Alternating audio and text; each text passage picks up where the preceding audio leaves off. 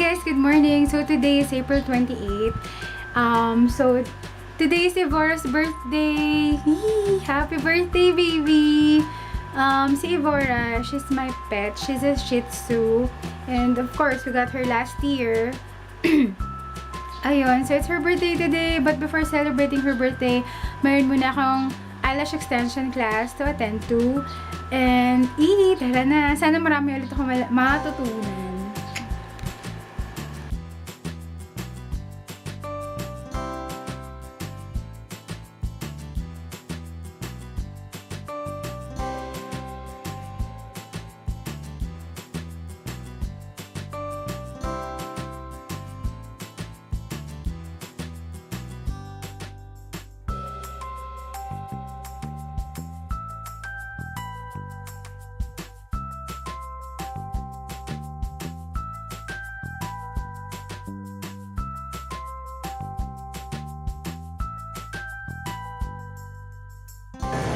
Hey guys, so I'm here at Red Ribbon and pumipili ako ng cake ni Evora. So, Yan and I talked and we decided to give Evora a cake and it's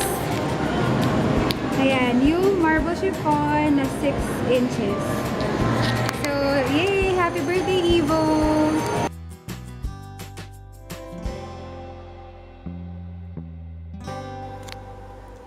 Happy birthday to you! Happy birthday to you! Happy birthday, happy birthday, happy birthday to you! Happy birthday, baby! Kiss mommy! Kiss mommy! Happy birthday! Happy birthday! Yay! Halika na! So, the princess ko! Hi! Birthday girl! Hi, baby! Say hi! Damit niya. Princess ko to, yo. Marte yung dress niya, eh. Happy birthday to you. Yay! Sige na. Actually, hindi na ako nakapag-vlog nung pagkadating ko kasi inasikaso ko agad yung cake ni Evo. So, kinantahan na namin siya na happy birthday. Pinigsyara na namin siya sa cake niya. Tsaka nag-video kagad ako nung kinakantahan ko siya ng happy birthday. So, kahit hagard-hagard na ako, sobrang ang toxic kasi from kaninang morning, nag-eyelash extension kami hanggang hapon. Tapos late na kami natapos. Tapos dumiretso ako agad ng Robinson Imus para bilhin siya ng cake. Kasi mas okay, may mas mamibila ng malaliit lang na cake doon. Sa Gold Deluxe. Yung mga parang 6 inches lang na round kasi hindi naman ako kain ng chocolate or hindi naman namin intend na mag-celebrate yung bonggang-bongga kasi kami-kami lang naman dito sa bahay. But anyway, nakakatawa lang kasi 1-year-old na si baby. Hi, baby ko! Evo, come! Say hi, baby. Hi, baby ko. Hi! Say hi! Say hi, baby! Hi! Happy birthday! So, ayun. So, see you later. So, I will make Evo eat her cake. Ito. Pero konti lang naman. Kasi para lang matikman niya. Baby ka? Yeah?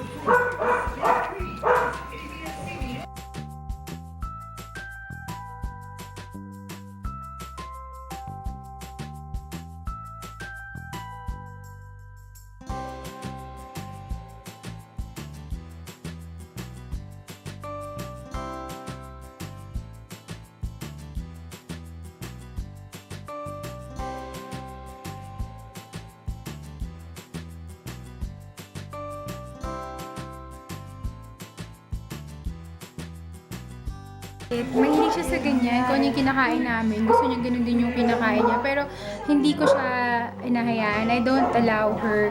Siguro sa parang ngayon lang kasi birthday niya. Pero sometimes, kunyari mga tinapay, ganyan, binibigyan ko siya. Pero kumakain na rin siya ng rice kapag hinahalo sa mga sabaw ng ulam or pag sa dog food.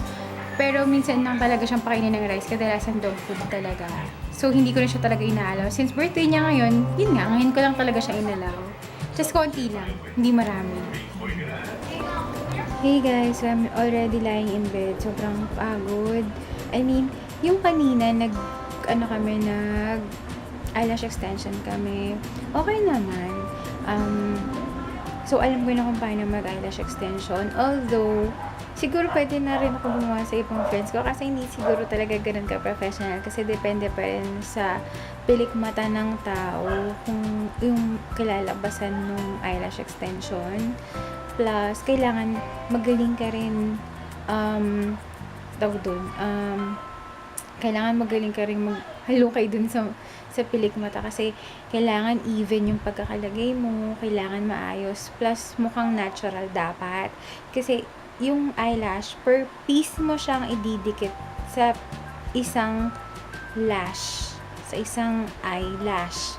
So, kailangan napaka-precise at saka kailangan swabe yung pagkakadikit mo. Otherwise, pwedeng magbuo-buo yung pangdikit or magbaliku-baliku yung pagkakalagay mo ng eyelashes.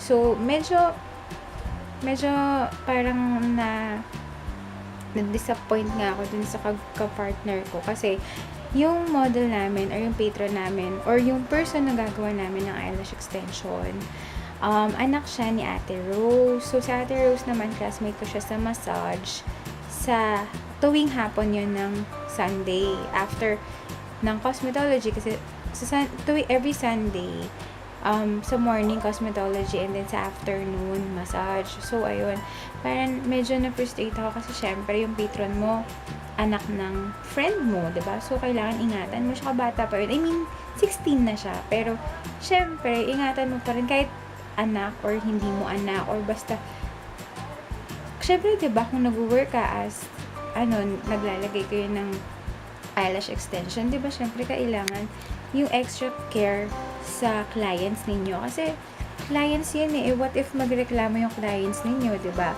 Ang tagal pa naman before matanggal yung eyelash extension, di ba? So i-endure niya yun until the time na mag-wear off na yung pandikit. So, ayun. Yung ginawa kasi ni Ate Wayne, baliku-baliko. So, medyo na-frustrate or na-disappoint yung bata kasi, syempre, in-expect niya na hindi naman syempre ganun ka-perfect, pero yung okay naman ang kalalabasan. Tapos, after siyang gawan ng pilik mata or yung eyelash niya, iniwan na siya na parang okay na yan. Parang ganun. So, ako dun sa left eye niya. So, mas okay naman. Siguro nakatulong din yung experience na nakapagpalagay na ako before ng eyelash extension. So, may idea naman din ako how it goes. Pero, ikaw naman sa sarili mo, kung gusto mo talagang gumawa ng maayos, makakapag-discarte ka naman kung paano mo ilalagay yun, diba? Syempre, may curl may naka-curl yung lashes na ididikit mo sa pilik mata. So, syempre, kailangan, paano ba dapat ang curl ng pilik mata? So, dapat pa ganun pabuka, diba? Para mas magmukhang open yung eyes mo at mukhang, alam mo yun, buhay na buhay yung mata mo. But, ayun, so medyo naremedyoan ko na rin yung ginawa ni Ate Wenny. So, sabi ni Ma'am, yung teacher namin sa cosmetology, naging okay naman yung kinalabasan ng pagremedyo ko. Pero, syempre, since meron pa rin kami eyelashes, kasi kami yung bumili ng material. So, sabi ko na lang, just in case mag-wear off na yung pandikit at may chance na kaming ulitin yung part na, kasi baliku-baliku talaga. So, sabi ko, ulitin na lang namin. Gawin ko na lang ulit para mas okay. Syempre, diba? I mean, kung meron kang chance para ayusin yung work mo, why not, diba? So, hindi porket hindi mo anak yan, or hindi mo kakilala yan, or hindi mo kadugo yan, hindi mo na siya tatratuhin ng maayos. So, 'di ba? I mean, paano ka nag-work ka na, 'di ba? Ganun din ba yung gagawin mo sa clients mo? So, baka masisante ka lang din or hindi kumita yung salon mo, 'di ba? Anyways, ayun, medyo sorry sa rant, but ayun. Pero alam mo, grateful yung bata tsaka si Ate Rose na at least kahit paano, nag-apologize ako dun sa hindi masyadong maganda kanalabasan. Sabi nga ng bata sa akin, parang hindi man lang siya nag-apologize or nagpasensya na ganun lang yung ginawa niya, tapos iniwan niya na ako. Anyways, ayun. Siguro talaga malas lang kasi medyo may ganun pala talaga mga tao. But, ayun. So, ayun guys, super tired. Magpapalit pa ako ng damit. Hilamos na ako mamaya pa